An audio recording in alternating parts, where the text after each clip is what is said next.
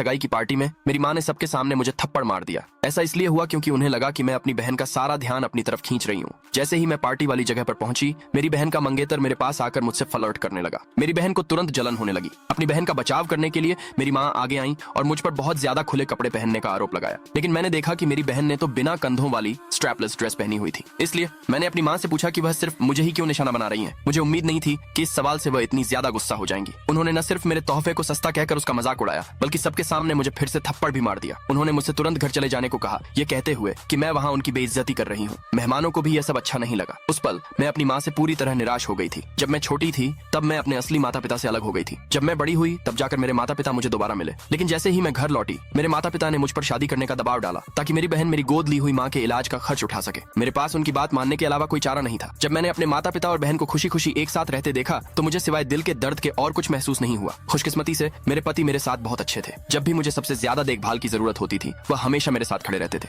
इसलिए मैंने अपनी माँ से कहा, अगर आपको मैं पसंद नहीं हूँ तो चलो हम माँ बेटी का रिश्ता ही खत्म कर देते हैं। सभी मेहमानों ने मेरे इस फैसले का साथ दिया। जब मेरी माँ ने देखा कि हर कोई उनकी बुराई कर रहा है तो उन्होंने तुरंत माफी मांग ली। लेकिन मैंने उन्हें माफ नहीं किया। मैंने वह तोहफा उठाया जिसे उन्होंने फेंक दिया था और उन्हें बताया कि यह हार मेरे पति ने मुझे खास तौर पर दिया था। यह सुनकर मेरी माँ घबरा गई क्योंकि मेरे पति शहर के सबसे ताकतवर और अमीर आदमी थे। लेकिन अब मैं उनके साथ और कोई रिश्ता नहीं रखना चाहती थी। मैं मुड़ी और वहां से चली गई। घर पहुंचकर मैं अपनी सबसे अच्छी सहेली से फोन पर बात कर रही थी। तभी मुझे दरवाजा खुलने की आवाज सुनाई दी। मैं दरवाजे की तरफ गई और देखा कि मेरे पति विदेश से लौट आए हैं। किसी ने उन्हें मेरी माँ द्वारा मुझे डांटने का वीडियो भेज दिया था। वह वीडियो देखने के बाद उन्होंने तुरंत अपनी सारी मीटिंग रद्द कर दी और भागकर घर वापस आ गए। जब उन्होंने मेरे सूजे हुए चेहरे के बारे में पूछा तो मैंने अनजाने में उनसे झूठ बोल दिया और कहा कि मैंने अभी अभी अपने अक्ल दाढ़ विजडम टीथ निकलवाए हैं। उसने मुझे बेनकाब नहीं किया बल्कि मुझसे कपड़े बदलने को कहा। जब मैं कार में बैठी तो मुझे एहसास हुआ कि वह मुझे मेरी माँ से मिलवाने ले जा रहा है। मेरी माँ उसे सामने देखकर बहुत खुश हुई। लेकिन मेरे पति ने उनसे बेरुखी से पूछा, आपने मेरी पत्नी को क्यों मारा? मेरी माँ ने जबरदस्ती मुस्कुराते हुए सफाई दी, मैं तो बस एक आज्ञा न मानने वाली बेटी को सबक सिखा रही थी। उसने उनकी इस सफाई को नहीं माना। इसके बजाय उसने ये मांग की कि वह पूरे शहर के मीडिया के सामने मुझसे सार्वजनिक रूप से माफी मांगे। अगले भाग के लिए नीचे कमेंट में यस लिखे।